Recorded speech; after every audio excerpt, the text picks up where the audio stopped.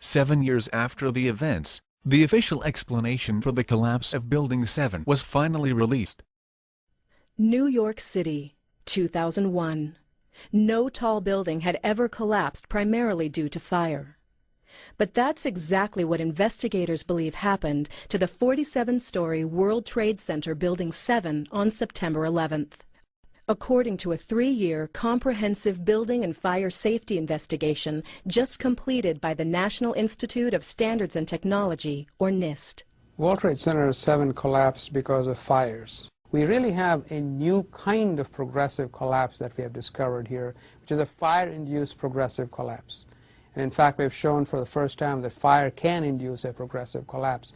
The NIST computer model was validated with evidence from videos, photos, witness accounts, and other data. So you look at the floors failing here, and eventually this column 79 is going to buckle. It fails, and then the entire vertical progression takes place. A chain reaction then caused other interior columns to fail in quick succession. The outside shell of the building fell. This computer model seems to represent something very different from what happened in real life to Building 7. As seen here, both top sides of the building bend inwards as the collapse begins. In reality, however, both sides of Building 7 followed a perfect vertical line from top to bottom. Let's see them again, side by side. With such a visible discrepancy between the model and the real event, one is left to wonder on the actual reliability of the NIST report altogether. This introduces a second problem. In order for the perimeter to fall perfectly and symmetrically, which it pretty much does at Building 7, all of those columns have to be removed within a tenth of a second of each other. This is the time to do away with the idea circulated by some people that Building 7 was somehow weaker than normal buildings, as it had been built over an existing General Electric substation. First of all, every office building in the United States gets approved only if it's designed with a certain redundancy over its structural limits, no matter where or how it's built. Secondly, it had been Larry Silverstein in person to reinforce the structure at the time of the purchase of the building by his company, Salomon Brothers. This 1989 article by the New York Times stated that Salomon Brothers, Silverstein's company, was to spend nearly 2 years and more than $200 million cutting out floors, adding elevators, reinforcing steel girders, upgrading power supplies and making other improvements to the building they had just bought. We built in enough redundancy to allow entire portions of floors to be removed without affecting the building's structural integrity, said Larry Silverstein, president of the company. More than 375 tons of steel, requiring 12 miles of welding, will be installed to reinforce floors for Salomon's extra equipment. If anything, Building 7 was stronger than it needed to be, not weaker. Question: can you explain how the failure of one column can bring about the symmetrical collapse of the entire building, which requires the failure of all the columns within fractions of a second from each other? Even if we were to accept the NIST explanation for the collapse, everyone agrees that it would remain a unique event in the history of modern architecture. This is the first and only skyscraper in the world to have collapsed because of fire. No steel frame high-rise building has ever collapsed due to fire. Until this occurrence, no building had fallen down because of fire. In over 20 years, I have not seen a protected steel structure that has collapsed in a fire. No building built out of structural steel has ever collapsed before or since 9/11 due to structural fire. The uniqueness of the event is confirmed by Mr. Sunder himself. Our high-rise buildings in this country are very, very safe. Having a collapse of this nature is a very rare event. If this is true, however, how could so many people have had pre-knowledge of the collapse, even in the early hours of the afternoon? All I can attest to is that by noon or 1 o'clock, they told us we had to move from that triage site up to Pace University, a little further away, because Building 7 was going to come down or being brought down. Did they actually use the word brought down, and who was it that was telling you this? The fire department. And they did use the word, we're going to have to bring it down. Around 3 p.m., the owner of WTC 7, in his own words, authorized the building's demolition. I remember getting a call from the fire department commander telling me that they were not sure they were going to be able to contain the fire. And I said, you know, we've had such terrible loss of life. Maybe the smartest thing to do is pull it. And they made that decision to pull, and then we watched the building collapse. Later on, Silverstein explained that he meant to pull the firemen's contingent, not the building itself. Not only is this explanation linguistically difficult to accept, and you don't say, we made the decision to pull it, which refers to something. You wouldn't say that about a group of firemen. You would say, we made a decision to pull them out of the building. But we know for a fact that there had been no fireman operation in Building 7, as confirmed by the NIST preliminary report. In any case, it is clear that the impending collapse had been announced to the police and firemen well in advance. They said, hey, you know, like, you got to stay behind this line because they're thinking about taking this building down. Fireman Holowak, we were just hanging out until Tower 7 came down. Fireman Sweeney, we stood and waited for 7 World Trade Center to come down. The rumor must have been circulating for a while, as it reached CNN by 4:15 in the afternoon. We are getting information now that one of the other buildings, Building 7, in the World Trade Center complex, is on fire and has either collapsed or is collapsing. Jane Stanley. Jane, what more can you tell us about the Salomon Brothers building and its collapse? This also explains why the BBC's correspondent from New York, who was unfamiliar with the local landscape, announced that the collapse had already taken place by 5 p.m., when in fact the building was still standing right behind her. This incident has fueled ridiculous theories in which the worldwide media would have received pre-scripted information, while it is quite obvious that it was only the consequence of the warning circulating for many hours, and eventually being picked up by CNN. Schools that are being turned into triage centers. Question: if the failure of a steel structure due to fire was unprecedented, how could so many people predict it hours in advance? Finally, this clip aired by CNN confirms the widespread foreknowledge of the collapse in the area just before it happened.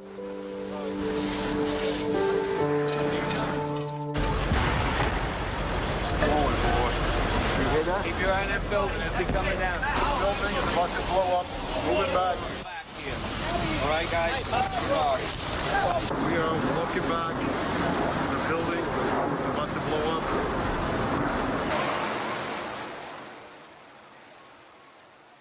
Question: why would police and firefighters use words such as blow up, bring down, if only a structural collapse was expected?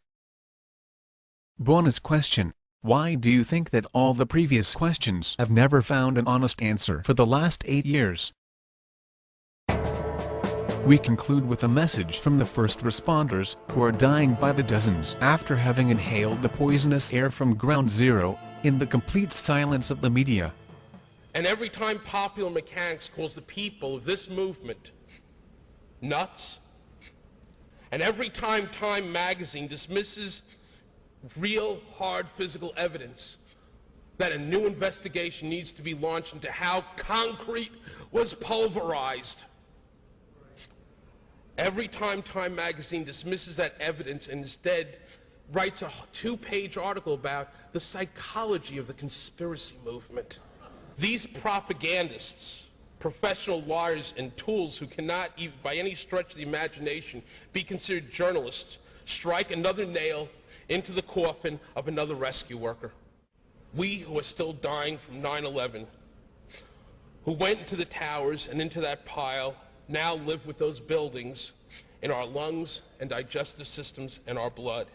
And if you allow these scumbags to strip you and this movement of our legitimacy, you condemn first responders to death. This is an orange. If you were told it was something else, you wouldn't believe it, would you? This is called visual identification based on experience. This building is about to be destroyed in what is called a controlled demolition. Buildings do not do this spontaneously. Here is another example of a controlled demolition. The initial charges are spaced about 1 second apart. and you can see that each section begins falling separately. Successful demolitions require that all structural support columns collapse at virtually the same time. If they don't, or if something else goes wrong, the result will look something like this. This is World Trade Center 7 just before it collapsed on September the 11th, 2001. It had not been hit by an aircraft. It had been damaged by falling debris and fire. But by 5:20 p.m. most of the fires had been extinguished. Although the building was 47 stories high, it doesn't fall sideways, nor collapse unevenly. For this to have happened, all of the building's vertical supports must have given way at almost exactly the same time. Yet the Federal Emergency Management Agency reported that the collapse was due primarily to fire. But what does it look like to you?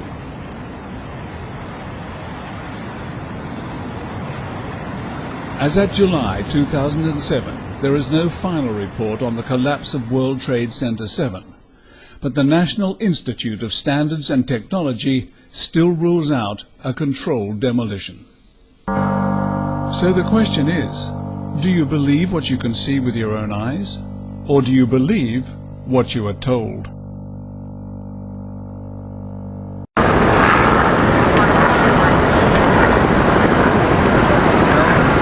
Middle of the road, all of a sudden there was a roll, an explosion, and we could see coming at us a ball of flame stories high.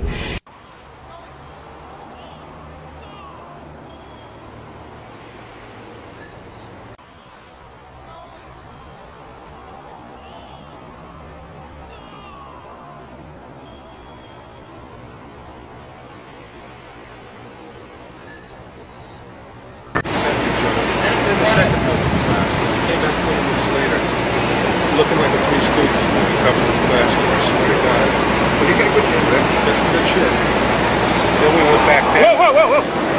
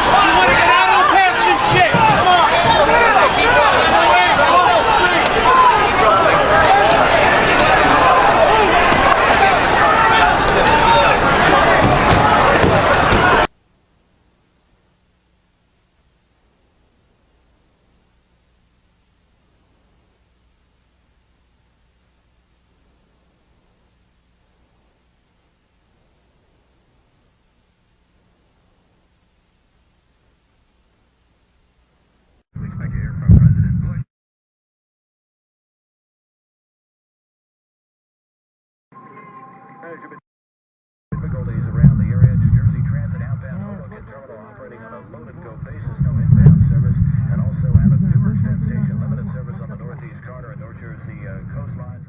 We expect to hear from President Bush.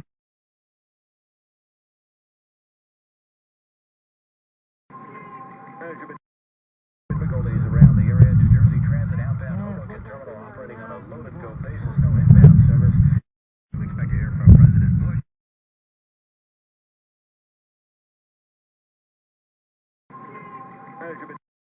Difficulties around the area. New Jersey Transit outbound Hoboken terminal operating on a load-and-go basis, no inbound service.